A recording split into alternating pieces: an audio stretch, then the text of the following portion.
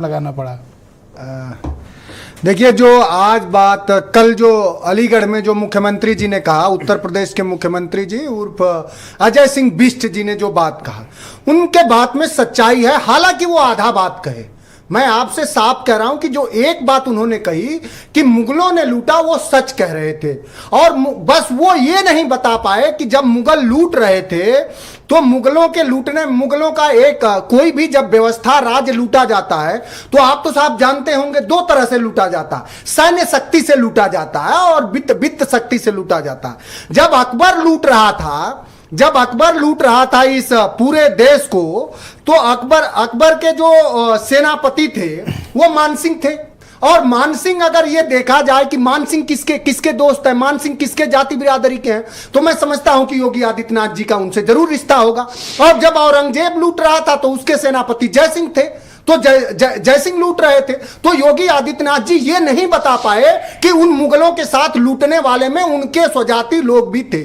और जब 1857 की जब क्रांति मंगल पांडे ने शुरू किया तो इस देश में कोई दलित, पिछड़ा, मुसलमान कोई उनका साथ नहीं दिया। उनका साथ देने वाले सिंधिया फैमिली के लोग थे। आप भी जान रहे हैं, जब रानीबाई लक्ष्मी ने जब उनसे लड़ना शुरू किया उस समय तो उनका अगर किसी ने विरोध किया तो बहादुर शाह जफर ने विरोध किया, जिनको अंग्रेजों ने उनको और उनके पत्नी जीनत को रंगून भेज दिया। ये कौन नहीं जानता। इसी लखनऊ में जब मुगल आए तो मुगलों को नहीं स्वीकार करा, हजरत बेगम महल ने उनके खिलाफ लड़ाई लड़ा।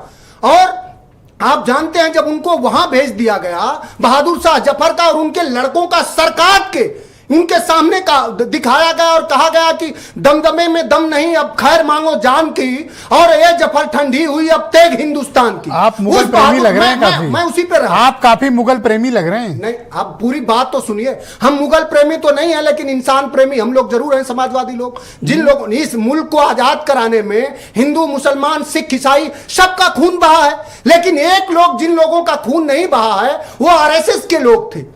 जब गांधी असहयोग आंदोलन से भारत छोड़ो आंदोलन चलाए तो एमएस गोलवरकर से लेकर के और श्यामा प्रसाद मुखर्जी ने हमेशा कहा कि नहीं, हम आजादी की लड़ाई नहीं लड़ सकते, हमारी तो ये सांस्कृतिक लड़ाई है, सांस्कृतिक और सामाजिक हमारी लड़ाई है, हम कोई राजनीतिक लड़ाई नहीं। थैंक यू सर, धन्यवाद। अरे साहब, मेरी बात तो खत्म हो जाने दीजिए। तो योगी आदित्यनाथ जी को यह बताना चाहिए था कि जय सिंह, मान सिंह जब मुगल लूट रहे थे तो हमारे भी नाते रिश्तेदार उस लूट में शामिल थे। और सुनिए, पीएम केयर फंड किसने लूटा, लेटरल एंट्री से दलितों, पिछड़ों का हक किसने लूटा, ये उनको बताना चाहिए। अरे 69,000 शिक्षकों को भर्ती दी ना, मर्यादा पुरुषोत्तम भर्ती तो दी, कितने भर्ती किया योगी? 22,000 दलित पिछड़ों का हक ले लिया साहब। सुप्रीम कोर्ट से लेकर हाई कोर्ट ने कहा। अनिला सिंह, भारतीय जनता पार्टी की प्रवक्ता। सर अब शांत हो जाए, दूसरे राउंड में बोल लीजिएगा, कंटेंट फिर सहेज लीजिए।